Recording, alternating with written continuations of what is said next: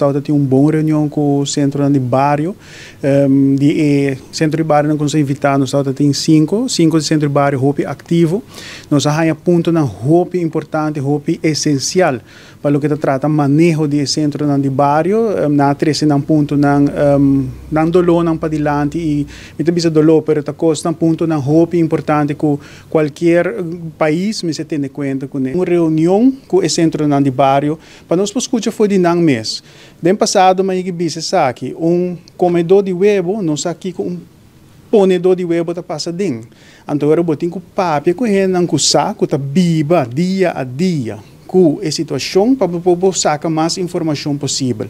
Tá gente não que tá se trabalhando voluntário, tá gente não que tá dedicar na comunidade. Então, não está nenhum sem preto para isso aqui.